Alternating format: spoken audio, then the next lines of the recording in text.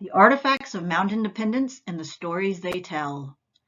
A series of brief explorations of Revolutionary War artifacts from Mount Independence on Lake Champlain in Orwell, Vermont.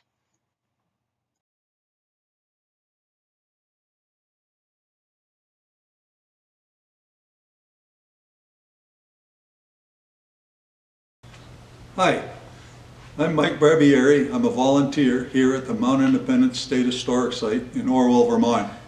I'm going to be talking to you about some flints that have been found here on this site.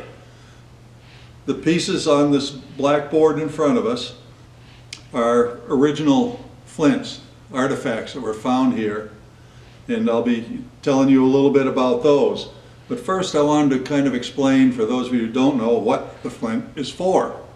Now when you strike flint, which is a quartzite, which is a hard rock, you strike the flint against the steel and make sparks. And for this purpose, that is used in the gun. In this case, we have the hammer here. This is the piece of flint. We have a piece of steel here. We pour some gunpowder into this little depression here. There's a hole drilled in the side of the barrel. You pour more gunpowder down the barrel, put a musket ball on top of it, close this down. When I pull this back and I pull the trigger, this piece of flint is going to come forward, hit this, kick it out of the way, and make sparks fall into the gunpowder here. Sets off that gunpowder. That burns through the hole in the side of the barrel and sets off the main charge, and the whole thing goes boom, and the ball goes downrange, hopefully. But I'll show you right now how it all works. No, it won't.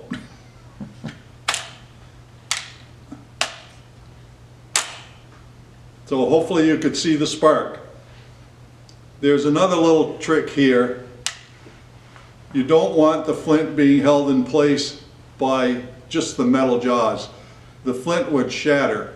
So there is a little strip of lead, a little piece of lead, used as kind of a blanket, a little wrap that goes around the flint, and it acts as a shock absorber between the flint and the jaws of the hammer. So that's what the flint is used for in the guns. Now there is flint, as I mentioned, it's a form of quartz, and it's found in Europe during the time of the American Revolution. You could find it in England, France, Spain. English flint is gray. This is a piece of flint nodule.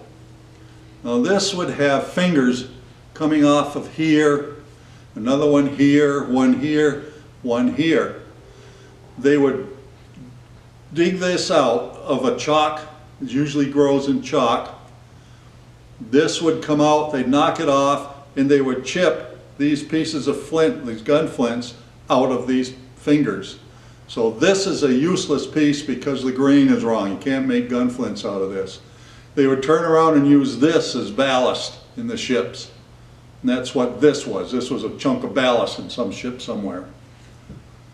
There is some flint on Mount Independence. It's not very good, but it is this stuff. It is a black, it's actually a chert, chert, which is going to eventually maybe become flint with thousands and millions of years. But this exists here on the mount. And there is an order issued for the Americans to anybody that knows how to make gun flints to report to their officers, because they want to start making gun flints using this. So it was used here. And they also used gun flints to use a flint and steel fire starter. Use an old piece of gun flint against a piece of steel into some really fine material, hit it, make sparks, fall into that, set that on fire, and you build a fire out of that. So we have several different versions of the flints here, and you'll note several different sizes. This is a musket. This is a military arm. So you would tend to have the larger flints because it is a large lock, heavy duty, designed for rough service. So you see a lot of large flints, like these here, and this one, and this here. Those are likely gun or musket flints. Then you get into smaller weapons, fowlers, which are a hunting piece. They would typically use a smaller flint, which is like something along this size here. Possibly this one could have been used. This one here, this one may have been a fowler piece, or it might have gone in a pistol. It's kind of small. This one over here, which is a reproduction, this is not an old piece of old flint. This is probably a pistol flint right here. I know it's a pistol flint because it's mine. So different sizes for different purposes. And you will also note different colors. English flint tended to be gray and black, like this, and the black here, the gray of this here. And you'd see different shades of gray in different conditions, in different shape, the underside like that.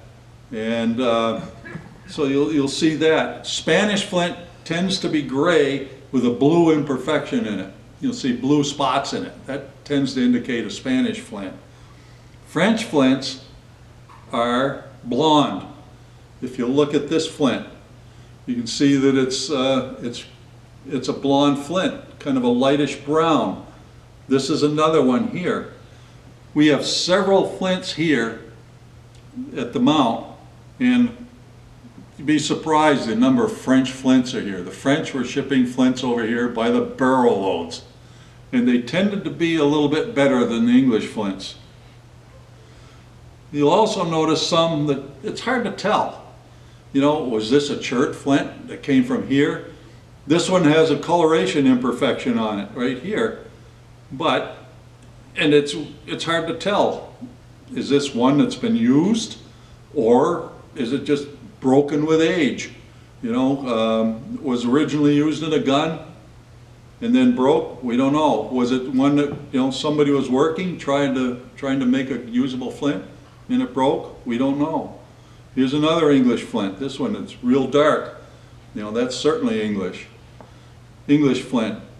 Again, some of these that are a little bit discolored, we don't know. Another use for of an old flint, once a flint gets dull, you can't use it anymore. It's not going to make sparks well. So they would take the flint like this, they would put a little notch in the side right here, in a little kind of, you know, semicircular shaped notch. When you're making rope, you can use willow branches, use roots out of trees, but the willow branches have all these leaves on them, and the roots have tendrils coming off them. You take this thing with a little notch in it, take your branch of willow, set it right in here in the notch with your thumb over it, and then pull the branch through. And as that branch slides through that notch, it trims all the leaves off it. Or in the case of the roots, it trims all the little tendrils off it. So you don't need to sit there pulling each individual little piece. So that's kind of the basic story of the flints. Thank you for watching. I'm Mike Barbieri.